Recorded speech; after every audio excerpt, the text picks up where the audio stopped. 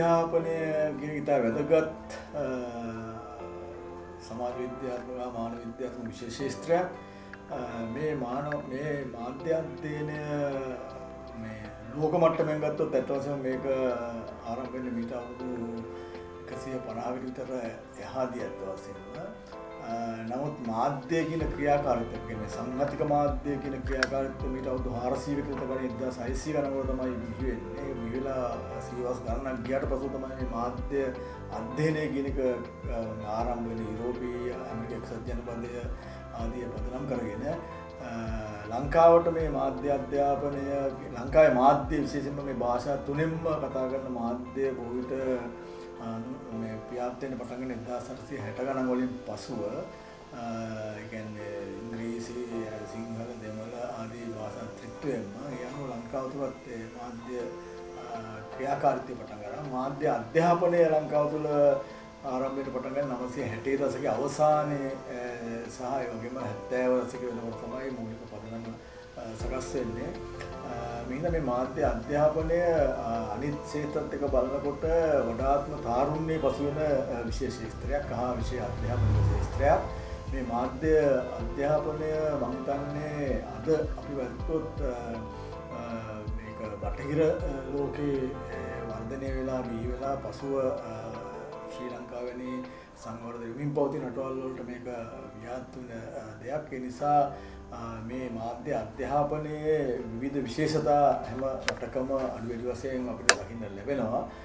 කෙසේ වුවත් මේ මාධ්‍ය අධ්‍යාපනයේ තියෙන වැදගත්ම ඒ තමයි අපි මේ මාධ්‍ය අධ්‍යාපනයෙන් අදහස් කරන්නේ මේ මාධ්‍ය ක්‍රියාවලිය සම්බන්ධයෙන් විද්‍යාර්ථීන්ට ඒ වගේම ඒ විතරක් නෙමෙයි මාධ්‍ය සාක්ෂරතාවය ඇති කිරීම සඳහා මහ ජනතාව තුළත් මේ මාධ්‍ය ක්‍රියාකාරීත්වය, මාධ්‍ය ස්වභාවය, මාධ්‍ය සමාජ භූමිකාව, මාධ්‍ය පුද්ගල ජීවිතයට තියෙන සම්බන්ධතාවය, ඒ වගේම මාධ්‍ය දේශපාලනයට, ආර්ථිකයට, සංස්කෘතියට, ඒ වගේම මාධ්‍ය දෛනික ජීවිතයට ආදී විවිධ පැතිකඩ වලට තියෙන දායකත්වයේ සම්බන්ධතාවය අධ්‍යයනය කිරීම තමයි මේ මාධ්‍ය අධ්‍යාපනය කරන එක පැත්තකින්. අනිත් පැත්තෙන් මාධ්‍ය අධ්‍යාපනයේ අභ්‍යන්තරික පැත්ත තමයි මේ මාධ්‍ය කියන විශේෂ ශාස්ත්‍රය ඇතුළේ අභ්‍යන්තරිකව කරන අධ්‍යයනයත් වශයෙන්ම කියන්නේ මාධ්‍යයේ තියෙන විවිධ ප්‍රභේද, මාධ්‍යයේ විවිධ ස්වරූප, ඒ වගේම සංනිවේදන ක්‍රියාවලිය හා මාධ්‍ය අතර සම්බන්ධතාවය, තොරතුරු මාධ්‍ය සංනිවේදනය මේවා අතර තියෙන අන්තර් සම්බන්ධතාවය, ඒවා සමාජයට දක්වන සම්බන්ධතාවය මේවා පිළිබඳ අධ්‍යයනය කරනවා. ඉතින් මාධ්‍ය අධ්‍යාපනය කියලා කියන්නේ අත් වශයෙන්ම මේක පුළුල් බහුවිෂයික අධ්‍යාපනයක්. ඒක ඇවිල්ලා එක පැත්තකින් මේකේ තාක්ෂණික පැතිකඩකුත් තියෙනවා අත් වශයෙන්ම, ඒ වගේම සමාජ විද්‍යාත්මක පැතිකඩක් තියෙනවා, සංස්කෘතික පැතිකඩක් තියෙනවා, මේකේ ආර්ථික පැතිකඩක් තියෙනවා. මේ සියලුම විෂයන් මේකට සම්බන්ධයි. අත් වශයෙන්ම කෙටියෙන්ම කියනවා නම් මාධ්‍ය කියලා කියන්නේ සමකාලීන ලෝකයේ සම්පින්ඩනාත්මක සාරාංශය කියලා හඳුන්වන්න පුළුවන්. කියන්නේ මාධ්‍යෙන් තොරව කිසිම මේ පැවැත්මක්, ඒ කියන්නේ මිනිස්යාගේ ක්‍රියාකාරීත්වය අද සිදු නොවන තරමටම මාධ්‍ය කියන එක අයෝජනීය විදිහට මිනිසුන්ගේ ජීවිතයට සම්බන්ධ වෙලා තියෙනවා. ඒ හින්දා මේ මාධ්‍යයට විශාල විදිහට අද අපේ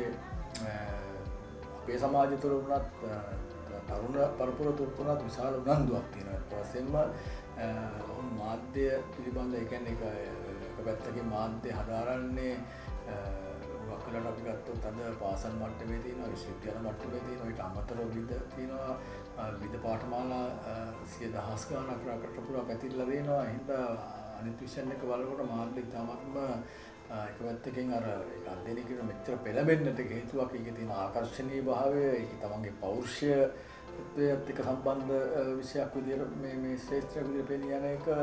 අනිත් එක ඒකේ තියෙන වෘත්තීය අවශ්‍යතාවයන් ඇත්ත වශයෙන්ම අතිවිශාල ප්‍රමාණයක් ජාතික හා ජාත්‍යන්තර වශයෙන් තියෙනවා. ඒ වගේම නව තාක්ෂණයත් එක්ක වර්ධනයත් එක්ක තවත් එක බහුලීකරණය වෙමින් පවතිනවා. එහෙම නැත්නම් විවිධාංගීකරණය වෙමින් පවතිනවා මාධ්‍ය ඒ ක්‍රියාවලිය. ඉන්නද මාධ්‍ය අධ්‍යාපනය කියන එක මම හිතන්නේ සමස්ත සමාජ ක්‍රියාවලිය තුළ ඉතාමත්ම වැදගත් අධ්‍යයන ක්ෂේත්‍රයක් බවට පත් වෙලා තියෙනවා.